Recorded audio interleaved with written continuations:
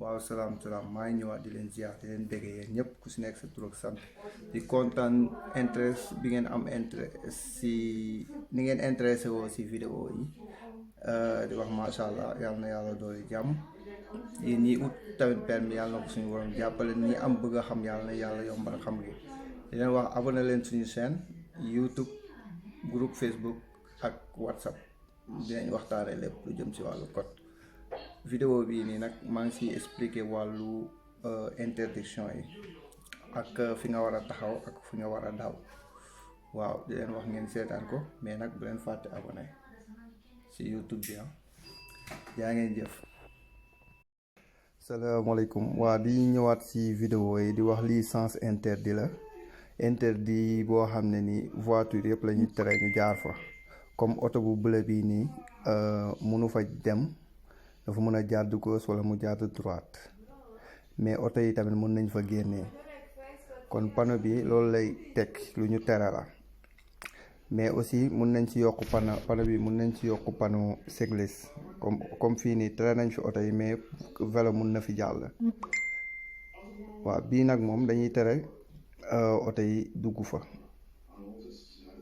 fa wala ñu fay génnee comme maanaam oto bi mënu fa dugg bu bleu bi comme exemple mais oto bu rouge bi tamit di génn mënu fa génnee lu ñu tere la mais aussi mën nañ ci def ay panneau additionnel buy wane ne mën nga vélo wala moto boo xam ne classe A la mën na fa jàll yii aussi table bi mën na nekk ci suufam bu bleu bi day wane ne panneau bi dañ fiy tere oto yi fi dugg ba mu sëf ki nga xam ne dafa dëkk wala mu xam ne dafay visiter wala ñi nga xam ne day livrer wala voiture prioritaire mooy ñi nga xam ne nii ambulance wala policier wala fas ak yu demee noonu mooy ñëwaat ci sens interdit yi nga xam ne nii table bi mi ngi wane ne dañ fi interdire tous les voitures oto yi nga xam ne nii lépp lu nga xam ne machine boo xam ne véhicule dafa am 4 roues wala motocyclette wala moto yu mag yi quoi bii it dañuy tere aussi moto yu mag yi ñu dugg fa mais oto mun na fa dugg moto lañ ko tere comme bii tamit dañuy tere tamit oto wala moto ñu dugg fa waaye mën nañ fa génnee comme oto bii bu noir bi fu mu gaare mën na fa génnee mais dañuy tere ku fa dugg bii it dañuy tere oto bu ndaw vélo moto scooter bu ndaw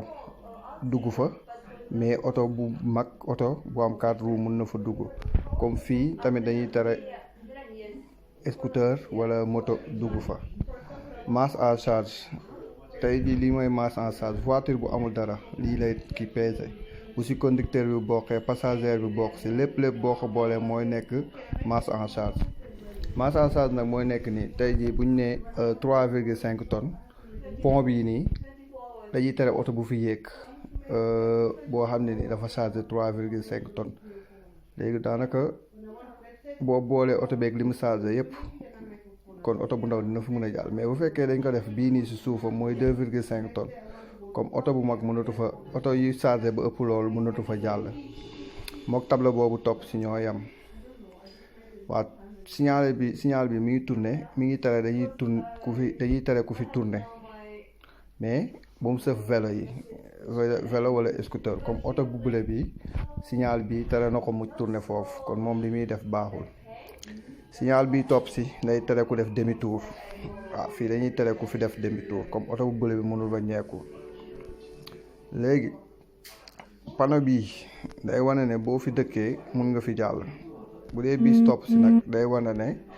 fii waroo fi daw am na fenn photo bu ma ko doon expliquer lii piste cyclable la waroo fi daw lii tamit yoonu bis la waroo fi daw yoonu bis yi tamit dañuy tere ko fa daw comme oto yee bu ñu doon gaare mën nañ fa jàll gaare mais mënuñu fa daw mais bu fekkee bis bi dafa nekk ni comme arrêt rek comme oto bu weex fu mu nekk foofu mën nga fa daw dañuy tere tamit ku taxaw si bande d'urgence yi. waaw loolu laa leen indiloon vidéo vite fait la dafa gaaw mais de toute façon li si bëri expliqué nañ ko di leen wax ne jaa ngeen jëf topp leen vidéo bi topp leen chaîne YouTube bi su ko defee bu ñu dugalee vidéo bees di ngeen ko jot directement allez bonne chance yéen ñiy def examen.